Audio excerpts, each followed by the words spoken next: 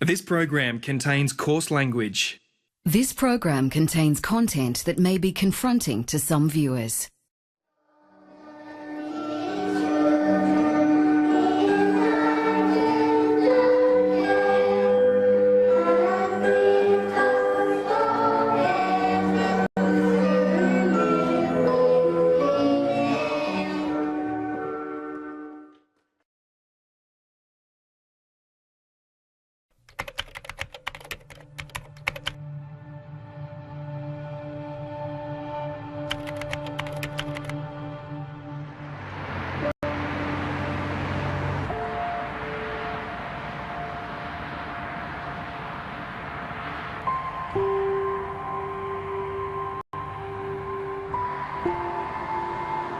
I'd come home from work early that day.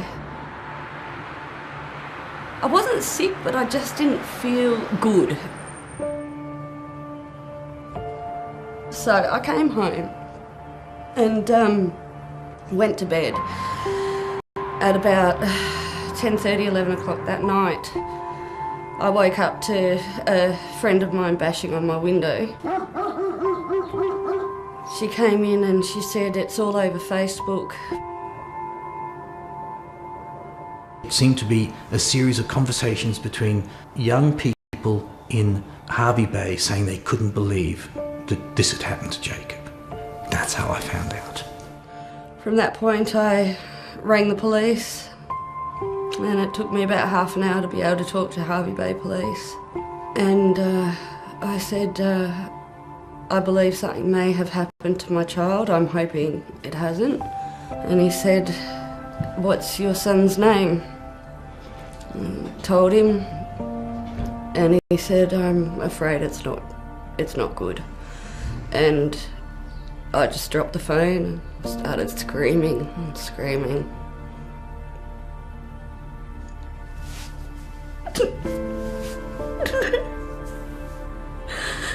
The official death certificate gives his date of death for official purposes as the 19th of February. But that is just for the record.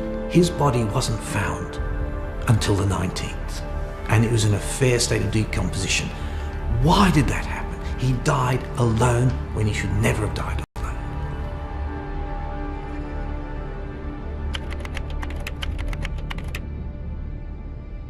It had been a normal day. The policeman come to the door about 10 o'clock that night. We'd just all started going to bed when the policeman knocked on the door. My eldest daughter answered it first, and he said that they was there to talk about the children. And as soon as I saw the policeman, I just knew instantly it was Bradyn. Tonight, police comb a North Canberra property after charging a man with the murder of his 8-year-old son. The sound of sirens around 8 o'clock last night brought people out of their homes. Neighbours watched on in horror as police pulled up outside the Dillons' home. The poor little kids, you know, they looked after themselves majority of the time. They look like they haven't been showered or haven't been cleaned up.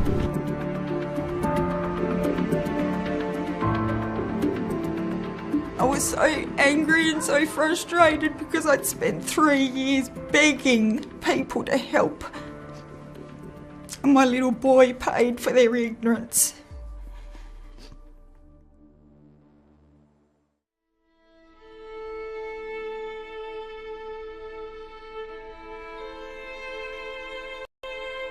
Over the space of 3 days in February, 2 young Canberrans died. 18-year-old Jakob Oakey and 9-year-old Bradyn Dillon. Both had been owed a level of care by the ACT government's child protection system, and both the victims of some poor decisions. The warning signs were loud and clear and ignored. Child protection operates behind closed doors. It does so to protect the children, but it's those same rules that make it almost impossible for anyone outside the system to raise the alarm.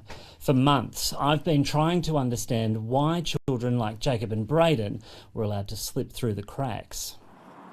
There remain almost 700 children in the care of ACT Child and Youth Protection Services. It's an overwhelming task for all involved, and sometimes, not often, but sometimes the wrong calls are made.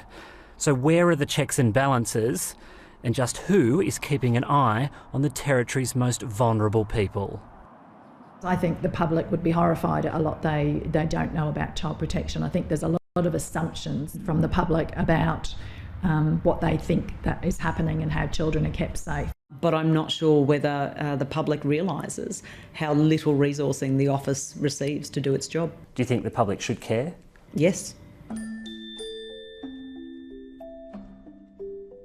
Jacob was a huge baby. They kept saying to me at the hospital, you can't get an elephant out of a sparrow. And I got the elephant. He was £8.13 and the most gorgeous child. Like all young fellas, he was just, he was either fast or very fast.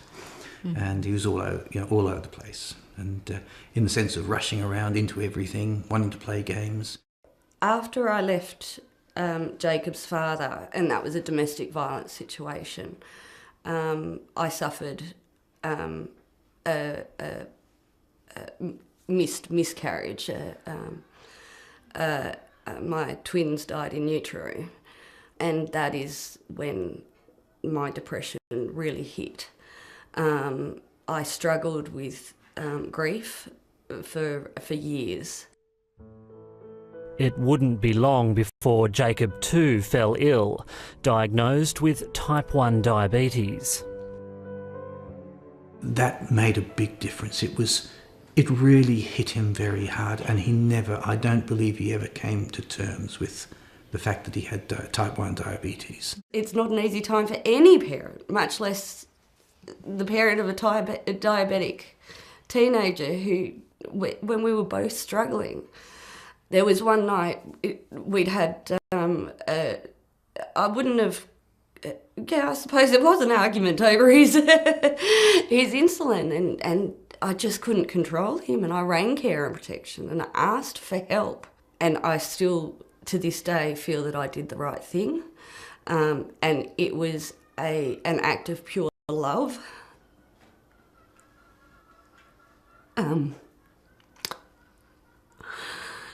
Jacob deserved more than I could give him at that time.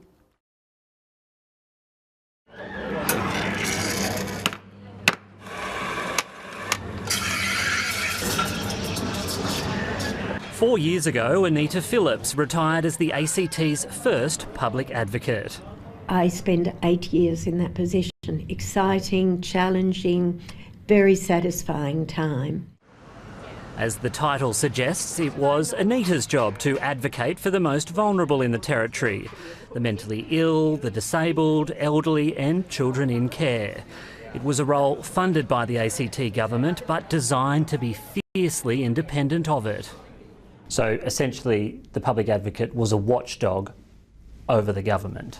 Absolutely, it was a watchdog. It was and I was hoping that we'd be something like, a terrier at the heels of government.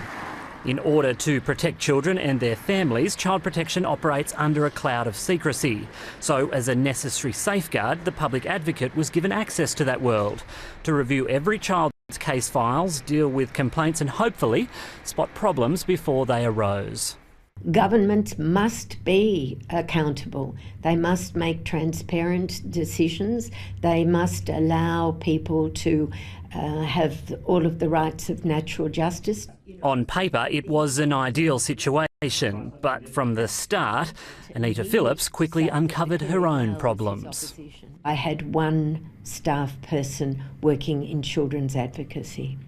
How many reports was that one person usually looking at a year? Hundreds and hundreds. Having one staff member having to scan reports on some of the Territory's most vulnerable people, that's not ideal though, is it? Never ideal, never ideal. And it's partly that these areas are probably low priority. unfortunate that the people who construct budgets often see the large economic picture rather than the detail of something like this. The Public Advocate's Office wasn't entirely going it alone though. Around the corner at the ACT Human Rights Commission, the Children's Commissioner was also keeping an independent watch over the care and protection system. But again, relying on government funding, the Commissioner was only as tough as his budget allowed him to be. Care and protection complaints currently account for about 50 to 60% of my workload, but I just don't have the resources to deal with them effectively.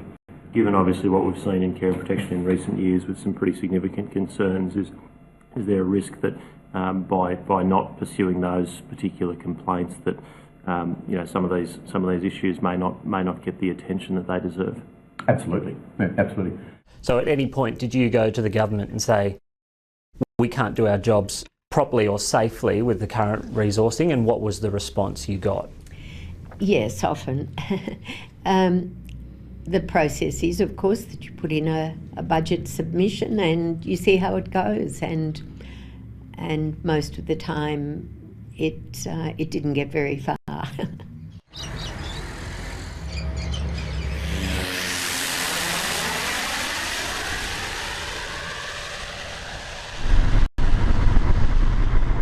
With all that taking place behind the scenes back in Canberra, 14-year-old Jakob Oakey found himself here in Hervey Bay, about 1,500 kilometres from home, after a couple of temporary accommodation options fell over, and with Jakob's grandparents briefly out of town for a funeral, the decision was made to quietly move Jakob to Queensland and in with his father, a man he'd barely seen in 10 years, had next to no experience in dealing with diabetes, and who the government's own record stated that, thanks to an extensive criminal history, posed a significant risk to Jakob.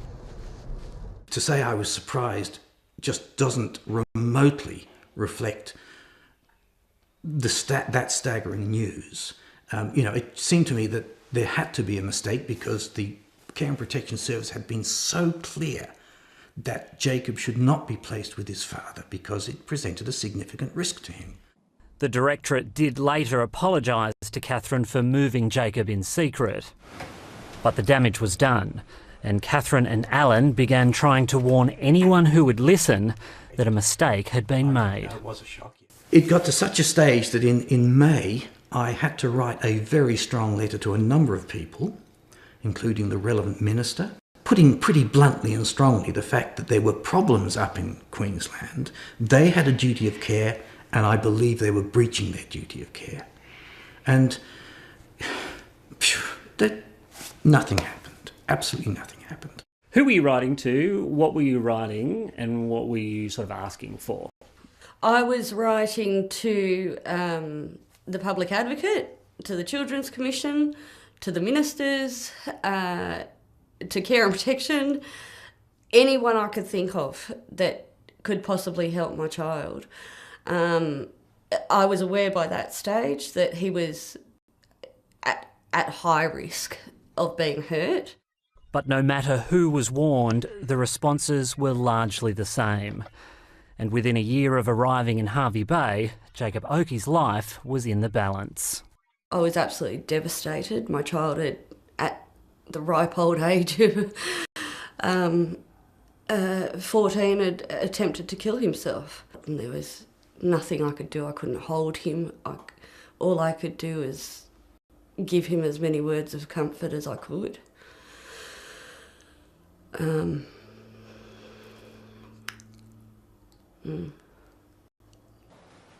Where a torrent of letters had failed, the tragic turn of events appeared to succeed. Jakob was never returned to live with his father. An interim investigation by the Queensland authorities concluded Jakob had suffered significant emotional harm, and a caseworker sent up from Canberra was too frightened to meet with Jakob's dad. The matter was then also quickly flagged with the ACT's Children's Commissioner, whose investigation was no less scathing of the Territory's handling of the case. There are, of course, two very different sides to this story, and Jakob's dad did initially offer to give his, if I agreed to send the camera away. I don't need to hear my side of the story because I've got all my evidence that we're going to court. You're going to go to court? Yeah. What about the government? The government says... The government doesn't say shit, mate. Well, it does. I've got the documents. There's no charges, mate. I know, but the government... Yeah, well, there you go, you know. Fuck off, mate. Yeah, keep going. Otherwise I'm going to fucking come out there with a baseball bat and fuck you up. Yeah. Fuck off, mate! Fuck off! Alright, yeah. Fuck off, mate, alright? We're leaving.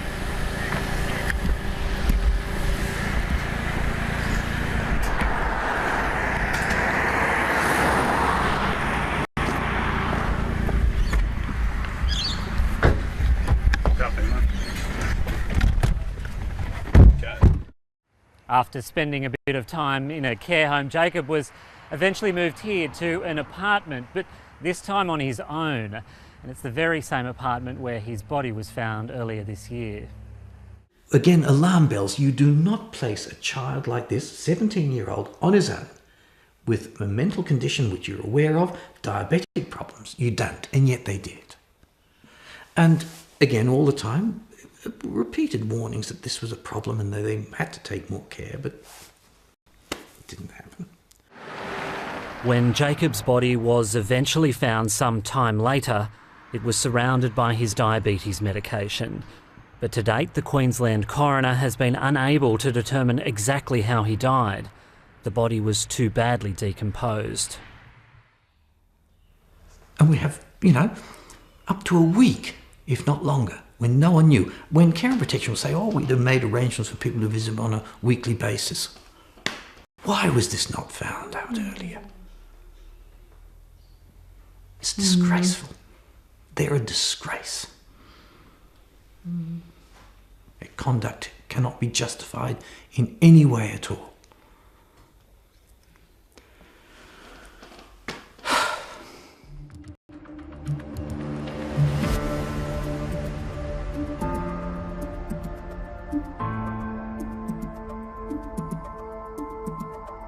In Canberra, Bradyn Dillon's death was anything but overlooked.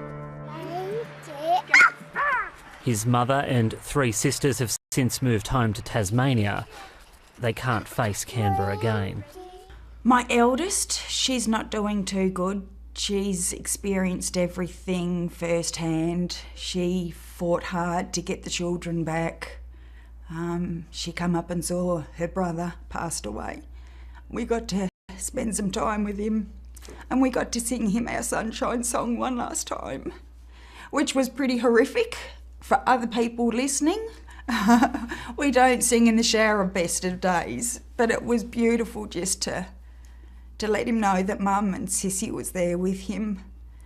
We put some jammies on him, which had a little cape so he could fly high with the other angels.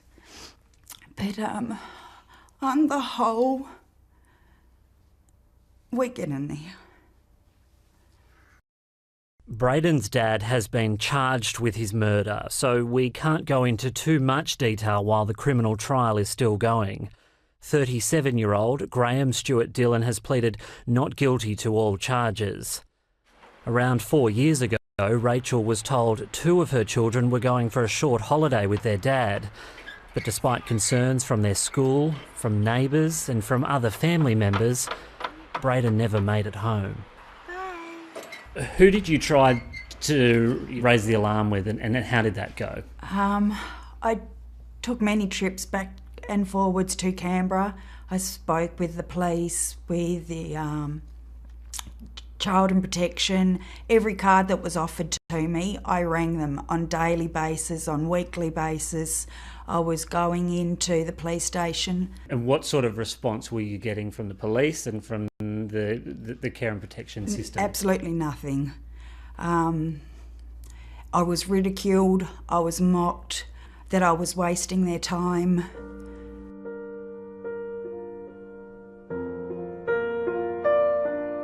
So, little Bradyn's still at the funeral hall until I can finish paying that off. So at the moment we've got a couple of teddy bears, a couple of pictures, and some beautiful memories that we'll have forever.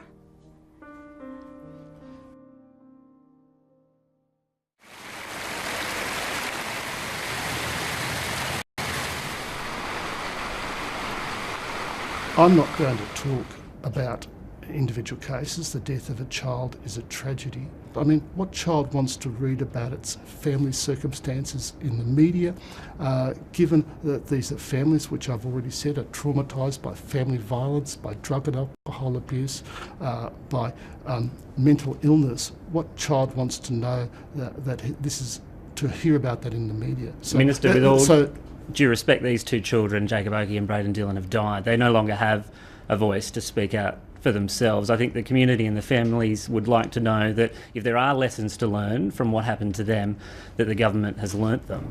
As I said, the death of any child is a tragedy, of course, and I'm not going to be talking about particular cases. In the wake of the very public death of Bradyn Dillon, the government ordered an independent investigation into what went wrong.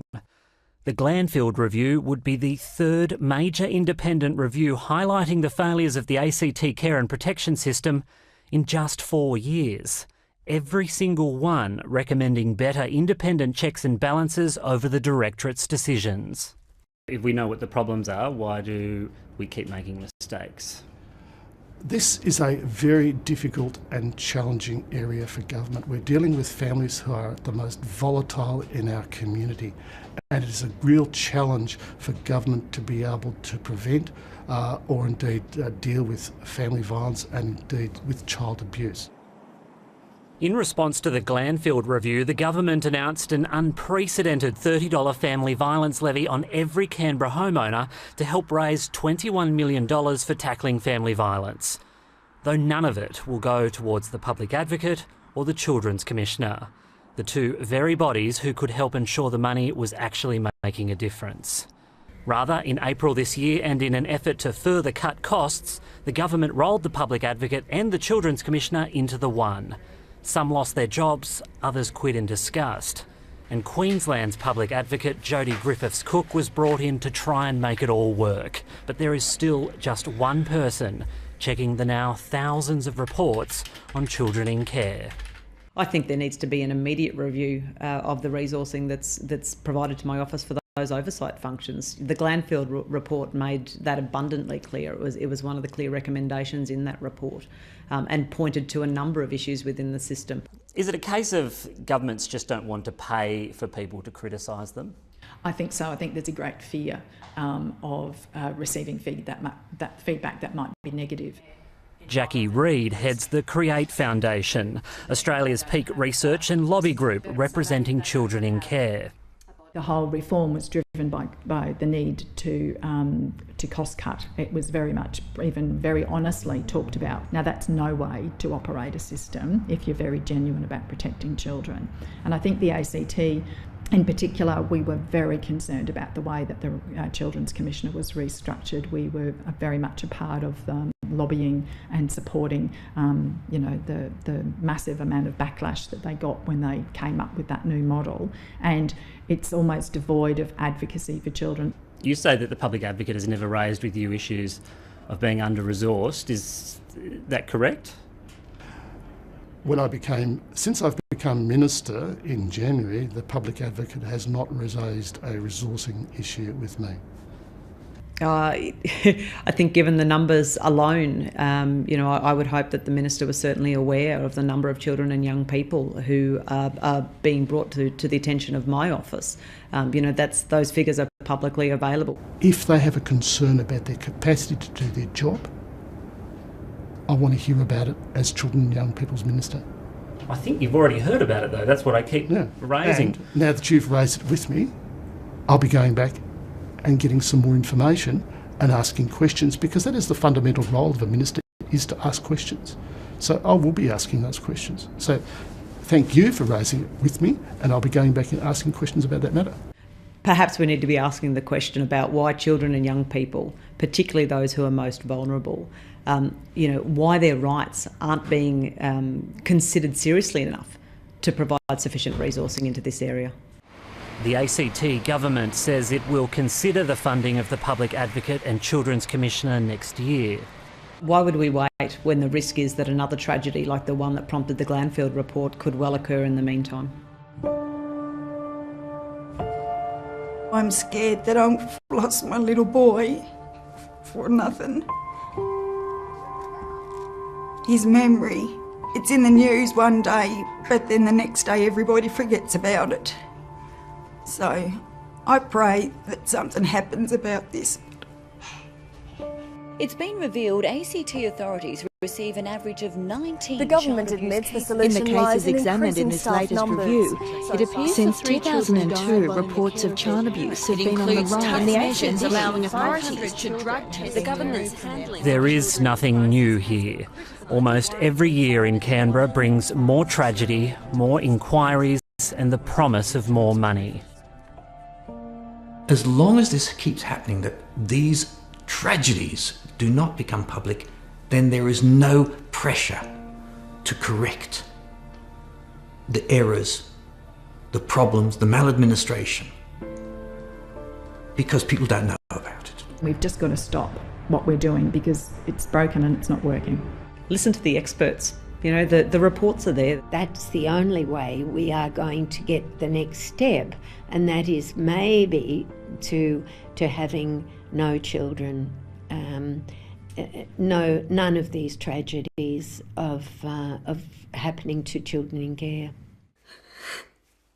And there has to be some accountability now. Enough. They have gotten off scot-free. And they killed my child. They put him in these situations. And there is no accountability for this government endangering our children.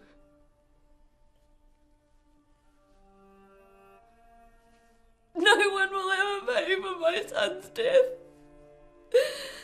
And as far as I am concerned, the government handed him the rope that killed him.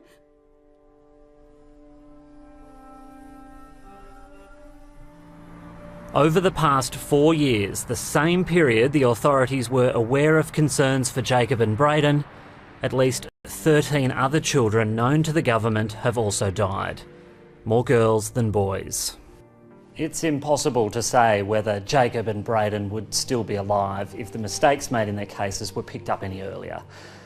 But if even a part of the reason children can slip through the cracks is because no one's watching, no one is listening, then that is a little harder to understand. One of the things was coming to terms with my mistakes, and I was able to, in Jakob's older years, apologise and say, I wish I had been a better mother. I wish I could have given you what you needed. And Jakob forgave me. He was a very kind-hearted young man. He brought sunshine and happiness to everybody that he touched. It's gone. I've gone a bit. I'm lost. I'm just... sorry.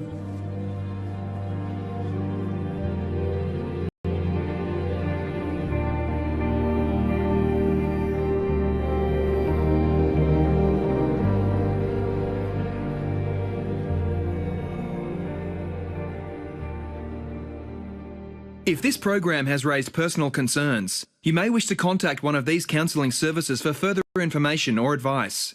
Lifeline 13 11 14. Sane Australia 1800 187 263. Beyond Blue 1300 224 636.